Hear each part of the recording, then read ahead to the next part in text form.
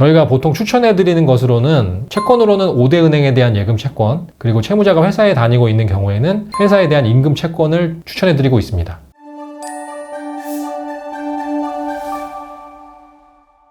안녕하세요. 낭만로이어 신현승 변호사입니다. 오늘은 강제집행에 관해서 말씀드릴 건데요. 강제집행이 무엇인지 보고 일반적으로 강제집행을 하기 위해서 준비하거나 고려해야 할 사항이 무엇인지에 관하여 전반적으로 알려드리고자 합니다. 강제집행이라는 것은 집행권원에 표시된 사법상의 이행청구권을 국가 권력을 통해서 강제적으로 실현하는 절차를 말합니다. 즉 채무자인 상대방이 금원 지급이나 부동산 소유 이전 등과 같이 급부 이행을 할 의무가 있으면서도 자발적으로 이행하지 않고 있으면 이제 채권자로서는 국가 권력의 도움을 받아서 강제적으로 그 의무의 이행을 실현시키는 것입니다.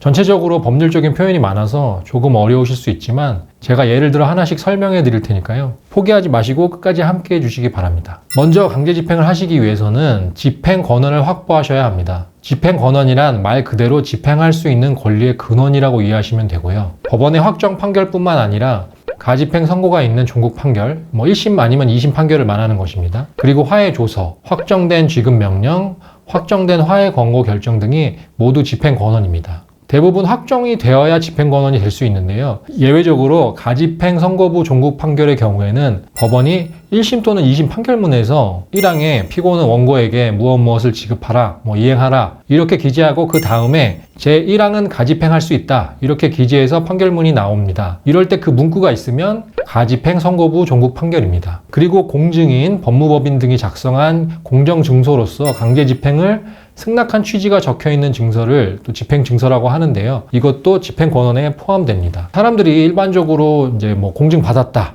이렇게 말하는 것들이 다 이런 집행증서를 말하는 것이고요. 이런 집행증서를 받아두면 법원의 판결을 받지 않더라도 집행이 가능합니다. 그리고 형사사건의 피해자의 경우에는 가해자, 즉 피고인에 대한 형사재판에서 배상명령을 신청할 수 있습니다. 형사법원에서 피고인에 대한 판결을 하면서 동시에 배상명령에 대한 재판을 하면서 피고인은 피해자 누구에게 얼마를 지급하라 이런 재판을 합니다. 이러한 경우에 확정된 배상명령이나 가집행 선고가 있는 배상명령의 경우에도 집행권한이 될 수 있습니다. 이렇게 강제집행을 하려면 먼저 집행권한을 확보해야 하기 때문에 집행증서를 미리 작성하지 않으셨다면 소송이나 지급명령 또는 조정을 거쳐서 이런 집행권한을 확보하셔야 합니다.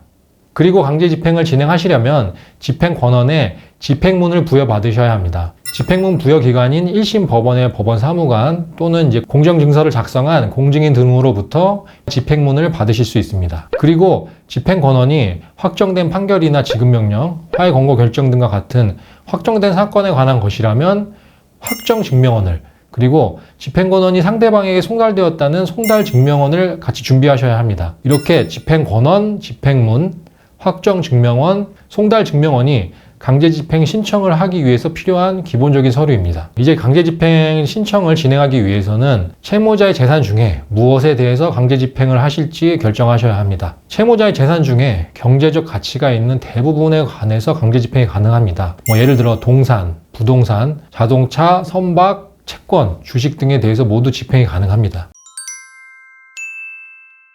그런 상담을 받으러 오신 분들 중에 가끔 채무자 말고 채무자는 돈이 없지만 채무자의 가족 중에 부자가 있고 이 사람에 대해서 집행이 가능한지 물어보시는 경우가 있습니다. 그런데 채무자에 대한 집행 권한으로는 채무자 명의 재산에 대해서만 집행이 가능하고 그 이외의 제3자에 대해서는 집행이 불가능합니다. 채무자의 가족에 대해서 별도의 집행 권한이 있어야만 가족에 대하여 집행을 할 수 있습니다. 채권자는 채무자의 재산 상태를 잘 알기는 어렵습니다. 그래서 아무래도 채무자에게 어떠한 재산이 있을까 고민을 많이 하시고 집행에 들어가셔야 합니다. 저희가 보통 추천해드리는 것으로는 채권으로는 5대 은행에 대한 예금 채권, 그리고 채무자가 회사에 다니고 있는 경우에는 회사에 대한 임금 채권을 추천해드리고 있습니다. 다만 두 채권 모두 최저 생계비를 감안해서 일부 금액은 압류가 금지되어 있기 때문에 예금 채권의 경우에는 185만 원을 넘는 금액만 이제 압류가 가능하고요.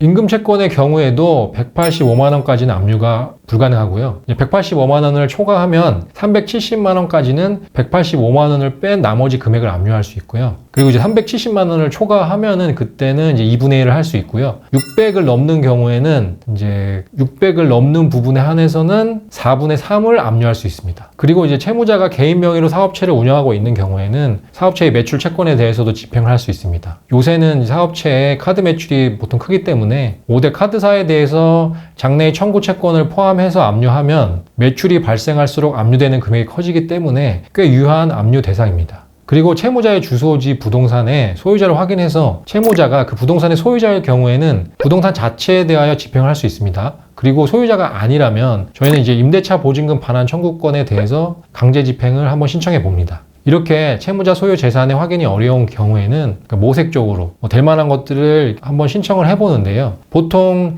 1심 가집행 선고부 판결만을 받았을 때는 재산 명시나 재산 조회 신청이 불가능하기 때문에 모색적인 방법으로 강제 집행을 진행합니다. 그러나 확정 판결을 받은 경우에는 법원에 재산 명시 신청이나 재산 조회 신청을 할 수 있습니다. 재산 명시는 법원이 채무자에게 법원에 출석해서 일정 기간 동안 보유하였던 그 재산과 재산의 처분 사항을 제출하도록 명령하는 절차입니다. 채권자는 법원으로부터 그 채무자의 재산 목록을 제공받으면 그 중에서 적당한 재산에 관하여 강제 집행 신청을 할 수 있습니다. 재산 조회는 재산 명시 절차에서 채무자가 그 결정을 송달받지 않거나 재산 명시된 목록의 재산만으로는 채권의 만족을 얻기에 부족한 경우에 신청할 수 있습니다. 재산 명시를 통해서 채무자가 소유한 토지, 건물, 자동차, 건설 기계, 예금 채권, 주식, 보험 등 부동산과 금융자산에 대해서 거의 대부분 조회가 가능합니다. 이제 재산 조회까지 진행하시면 법원을 통해서 재산을 파악하는 절차는 모두 완료된 것이고 여기서 파악된 재산만 가지고 이제 강제 집행을 진행하셔야 합니다. 그러나 재산 조회에서도 채무자의 재산을 찾을 수 없는 경우가 꽤 많습니다. 그렇다고 하더라도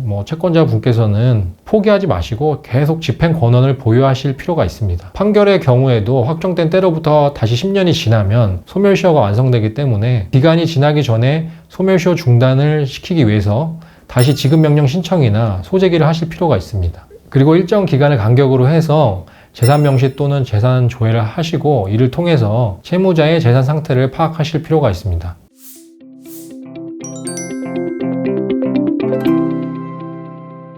오늘은 강제 집행에 관하여 전반적으로 알려드렸습니다. 다음부터는 채권 압류 등 개별적인 강제 집행에 대해서 조금 더 자세히 알려드리도록 하겠습니다. 오늘 영상이 유익하셨다면 구독과 좋아요 부탁드립니다. 감사합니다.